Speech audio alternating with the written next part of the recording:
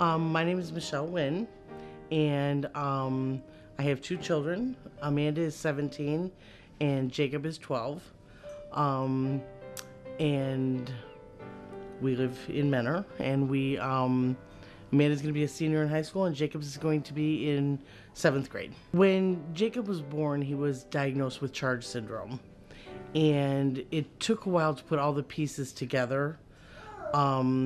We didn't realize he was deafblind until he was about 6 months old.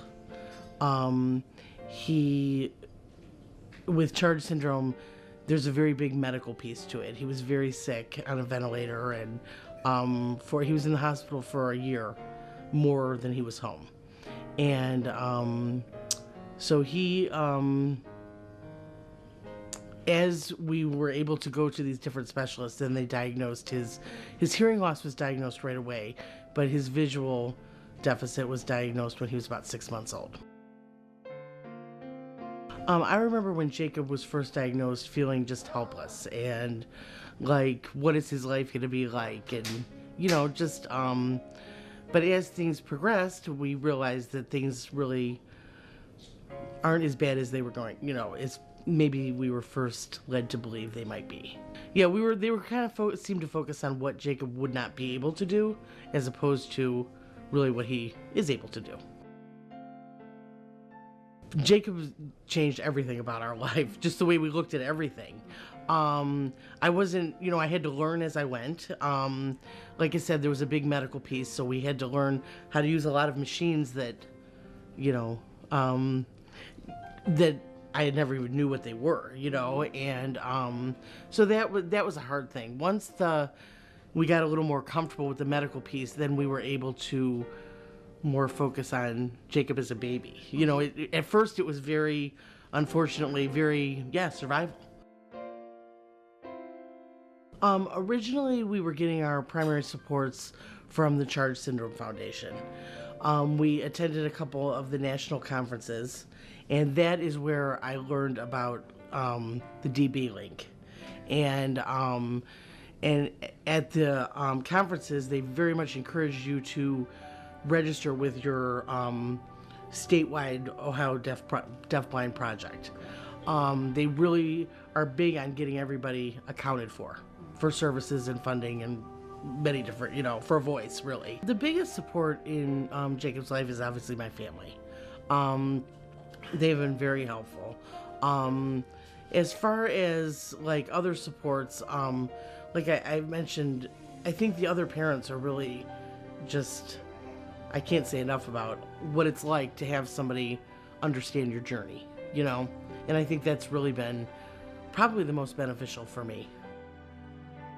Because I never at the time thought of Jake as being deafblind. And then because he could see and he could hear, although they weren't perfect or what they would consider normal, I just never looked at him. And then when somebody said, suggested that we register him, I was like, well, he can see, and he can hear. But then they were kind of explained to me that with any combination of a deficit, he would definitely qualify and be diagnosed as deafblind. Mm-hmm. So that's when we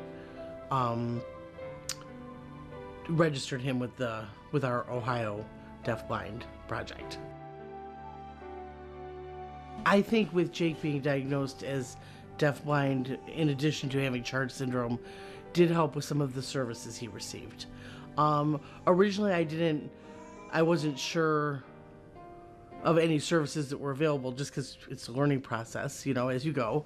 And I was definitely just wasn't aware of anything. And then it was amazing how the Deafblind Link sort of opened up, the retreats and just knowing other parents, meeting older kids who are deafblind, or, meeting the other parents who have been through exactly what I've been through, or very similar paths. And so that was very helpful.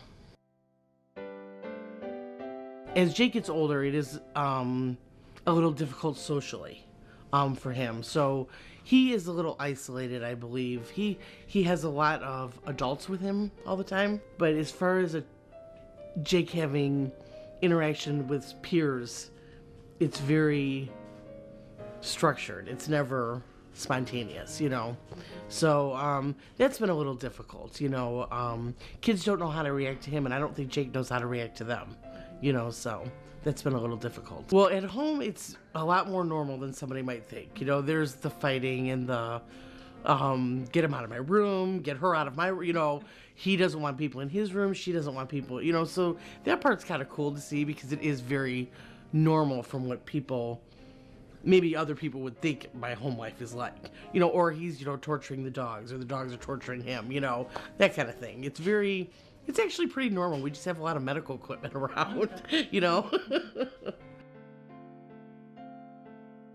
Just the unknown, I think, and the just learning so many different, even some of the medical terms that you just never heard of, and it was just so overwhelming at first when it was diagnosis after diagnosis after, you know, it was one thing after another.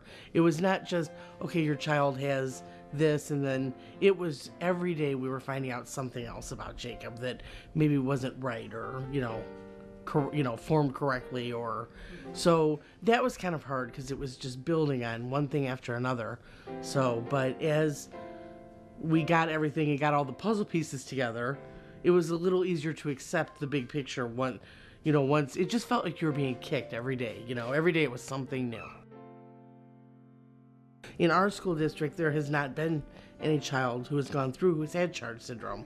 So it's been more of an educating, you know, the teachers and the administrators about Jake's condition so that they can serve him better.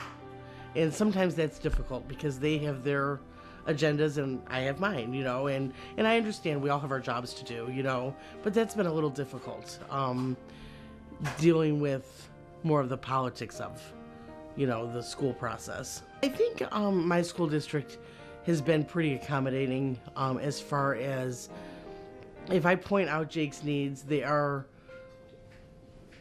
pretty responsive to try to help me, you know, and even if they can't right away, they will try to implement things to get them in place for, you know, maybe a little bit down the road. So I have to say that our school district has been very, very helpful to me as far as getting Jake the services and the equipment and things he needs in the classroom. Yeah, the administrators since Jake's been in our school district have been pretty constant. So that we all have gotten to know each other pretty well. So the teachers, I think that part's hard because when they switch every year to a different teacher, it's very difficult to, especially with a child like Jake who has so many different issues. You know, it's almost Christmas time before they get to know him. And then, you know, it's downhill from there with school, and then before you know it, it's over.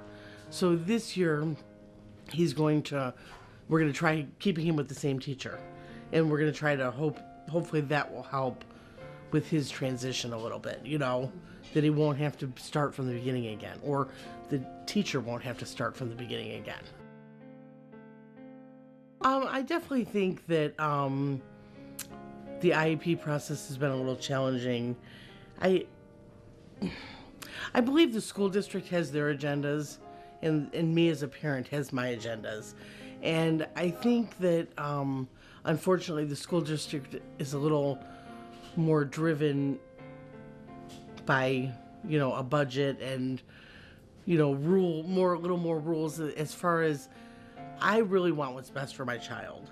And I understand they can't give me the stars and the moon, but I think sometimes they need to be a little more flexible and realize that the parent does know the child best, and that every request is not unreasonable. Sometimes it seems like every request is really shot down fairly quickly just to sort of nip it in the bud.